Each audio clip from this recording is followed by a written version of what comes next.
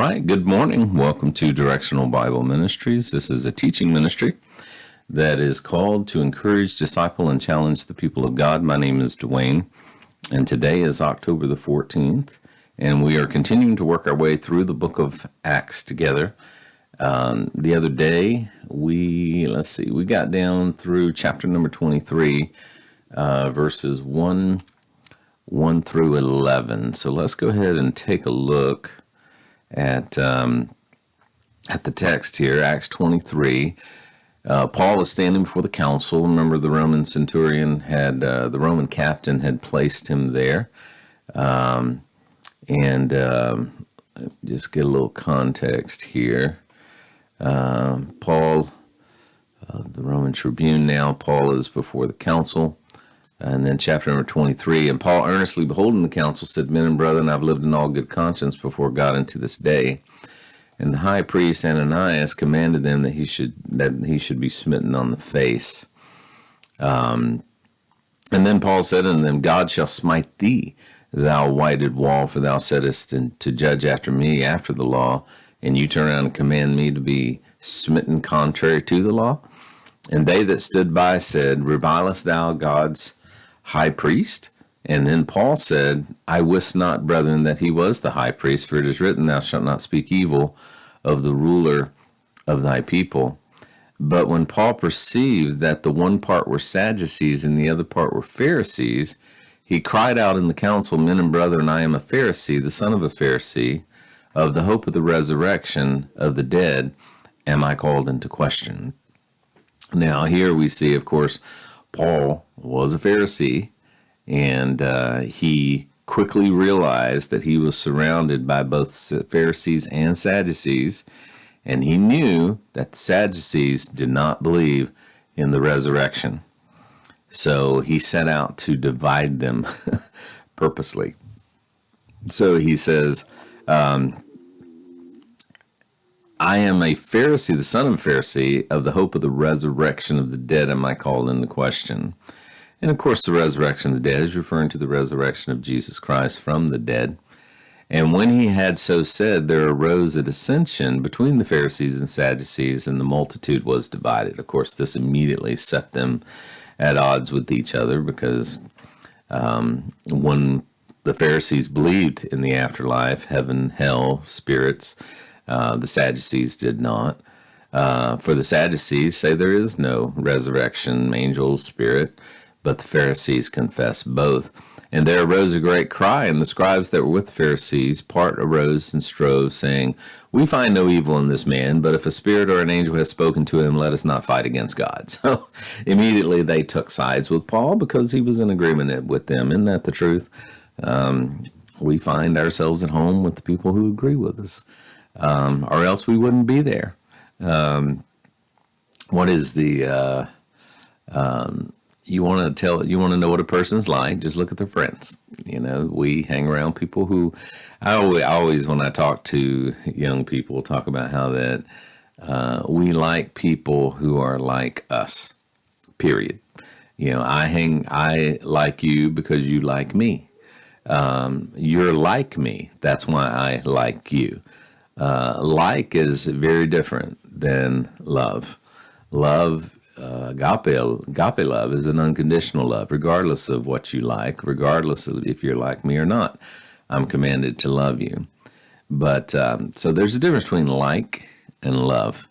One is conditional, the other is supposed to be unconditional. So they immediately liked Paul because he was like them. And there arose a great dissension, and the chief captain, now he's the hero of the moment. He has been there for Paul. Other than that little, beating that he gave him, this guy has been a friend of Paul. Fearing lest Paul should have been pulled in pieces of them, commanded the soldiers to go down and take him by force from among them and bring him into the castle. So once again, he's having to deliver Paul from the Jews who, had a strange way of killing people that disagreed with them. You remember previously they ripped off their clothes, they threw things into the air, they were throwing dirt. I mean, they wanted to tear Paul apart, away with this man. Definitely emotional. And the night following, the Lord stood by him and said, "Be of good cheer, Paul, as thou hast testified to me in Jerusalem, so must thou bear witness of me in Rome." So once again, the Lord comes alongside Paul, and of course this is the Lord Jesus Christ, comes alongside of Paul and assures him that he's going to be okay. Just as he had delivered him safely to Jerusalem to bear testimony of him, so he was going to deliver him to Rome to bear testimony in Rome as well. And then we come upon a plot to kill Paul at this point in verse number 12. "And when it was day, certain of the Jews banded together and bound themselves under a curse, saying that they would neither eat nor drink till they had killed Paul." And understand, these are unbelieving Jews that are doing this. Many times when we read church history or we look at church history, even through a sacred lens, we tend to bunch all of the Jews together. That's not true. The Jews, just like us today, there were many who believed. There were many who responded positively to the kingdom gospel. And of course, there were many who rejected it, just like today. But it was the unbelieving Jews that were giving Paul such a hard time. They were the ones, as you remember, came down from Asia. They were the ones that made the accusations against him. Now, when Paul had initially come down in Jerusalem and he talked to James and the elders, they said, "Listen, we're going to make this right. We know you've taken a vow. Take these 4 guys, go into the temple, and let the believing Jews know that you are still teaching the law of Moses. You're not teaching against circumcision or the customs." But it was the unbelieving Jews that had come down from Asia that immediately came in and made all these accusations that he was teaching against the law of Moses, and he was teaching them not to circumcise their children, and he was teaching them to walk contrary to the customs that had been handed down, and that he had went into the temple with a Greek and defiled the temple. And of course, we know all of that is wrong. It's incorrect. It wasn't true. Paul wasn't doing that. And the very fact that we can say Paul wasn't doing that, then why was Paul teaching the law of Moses still? Because he was still, the kingdom gospel was still very much on the table. You see how we get divided and confused today in the church? So when it was day, certain of them banded together. And they said, "We're going to kill him. We're not going to eat anything. We're not going to drink anything until this guy is dead." So once again, just like back in Acts 18:9 through 10, the Lord steps in, offers him encouragement because he knows what's getting ready to come down the pike at him again. And they were more than 40 which had made this conspiracy. And they came to the chief priests and the elders, and they said, "We have bound ourselves under a great curse that we will eat nothing until we have slain Paul." Now notice they didn't go to James, they didn't go to the elders, they didn't go to the believing. They went to the chief priests, they went to the elders and said this. "Now therefore ye with the council signify," in other words, give a sign to the chief captain that he bring him down to you tomorrow, as if you were going to inquire something more perfectly concerning him, and we, or ever he come near, will kill him. Okay, so they are after him again. Now remember, he, like Peter, like Stephen, is being accused. They have accused the nation of Israel of rejecting their Messiah. Remember when Paul was standing before them and they heard him until this word. What word was that? It was the word Gentile. As soon as he said Gentile, they knew what he was doing. He was accusing them of rejecting and crucifying their Messiah, and that now it was going to go to the Gentiles. He preached the same message that Peter and Stephen had preached, that the nation was turning their back on their Messiah.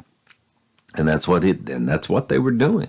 And it angered them that they were the ones being accused of rejecting and killing this innocent man who was indeed the Son of God.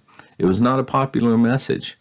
We live in a day too where, when we speak the truth, it's not popular. Nobody wants to hear the truth today. For years, we have taught in our school systems that there is no absolute truth. You have your truth and I have my truth. I had some little snotty college kid tell me that one time on a secular campus. And I asked him, he said, there's no absolute truth. And I asked him, I said, are you absolutely sure? I mean, even the statement that there's no absolute truth is a statement that there's absolute truth.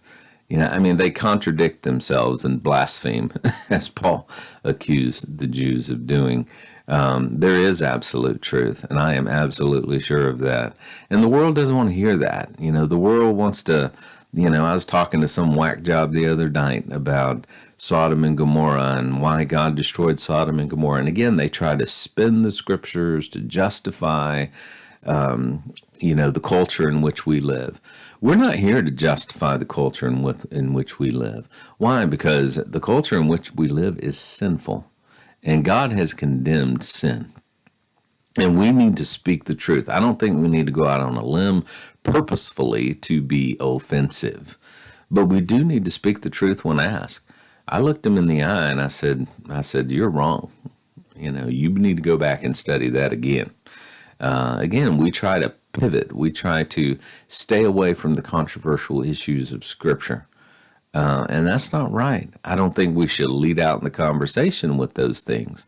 But as those things are being dragged into the light, I think we should address them. And we should address them truthfully and scripturally and stop trying to wrest the Scriptures to our own destruction to justify the culture that we live in. Okay, I could give an altar call after that, but I'm done. Paul wasn't preaching a popular message, and neither are we, by the way. The gospel is not popular at all, and it's becoming less and less popular every day, even in the church. The vast majority of the church today, guys, does not preach the gospel. They preach everything but the gospel. Then notice in verse number 16, and when Paul's sister's son heard of their lying in wait, he went and entered into the castle and told Paul. So this would have been Paul's nephew. I was reading the other day, I go down these little rabbit trails about Machiavelli. Machiavelli said that in order for a conspiracy to be successful, it must pass through all three stages: initiation, the plot itself, and the period after the plot. Okay, so in order for a conspiracy to be successful, it must go through initiation, the plot itself, and the period after the plot, which makes sense. I mean, you gotta initiate the plot, you gotta execute the plot, and then you gotta be careful after the plot that no one knows you did it. Okay, conspiracies, he said, fail because so few can navigate all three stages successfully. Conspirators who wish to succeed should keep silent about their intentions until the last possible moment. The safest, and to tell the truth, the only remedy against being discovered is not to allow the fellow conspirators time to give information against you and to tell them of your plan only when you are ready to act and not before. Okay, well, obviously they did not follow the Machiavellian method, because the conspirators, the news leaked. Okay, of course, they're going to the priests, they're going to the elders, they're telling everybody about what they're getting ready to do. Of course, Machiavelli did not write these words until the 1500s, so they were not aware of these pitfalls. So obviously their conspiracy was made known, and they were getting ready to be exposed. Then notice in verse number 17, then Paul called one of the centurions unto him and said, bring this young man, and understand this was Paul's nephew, unto the chief captain. So here's our hero again, for he hath a certain thing to tell him. And so he took him and brought him to the chief captain, and said, Paul the prisoner called me unto him, and prayed me to bring this young man unto thee, who hath something to say unto thee. And then the chief captain took him by the hand, and went with him aside privately, and asked him, what is it that thou hast to tell me? And he said, the Jews have agreed, and desire thee, that thou wouldest bring down Paul tomorrow into the council, as though they would inquire somewhat of him more perfectly. But do not yield unto them, for there they lie in wait for him, of them more than 40 men, which have bound themselves with an oath that they will either eat nor drink until they have killed him. And now they are ready, looking for a promise from thee. So the chief captain then let the young man depart, and charged him, see thou tell no man that thou hast showed these things to me. So fortunately for Paul, and of course God's providence, no doubt, his nephew was able to bring the captain up to date in regards to the conspiracy and exactly what they were planning to do. Amazing how God used this captain in Paul's life. Personally, it's hard to believe that he will not be in heaven. As much time as he spent with Paul, I can't help but think that Paul had some kind of influence on him. Maybe he was a believer in what Paul was expressing and teaching. I mean, it's just hard to believe that this guy just was there so often for him, and just something to think about. I just would not be surprised if this Roman is in heaven today. So just something to think about. That's our time for today. I sure do appreciate you guys. I hope you, Lori, I see you. I see Matt. God bless you. I hope y'all have a great day. And tomorrow we'll get into the response. Of course, now it's upon the shoulders of the Roman centurion to thwart this plan to kill Paul.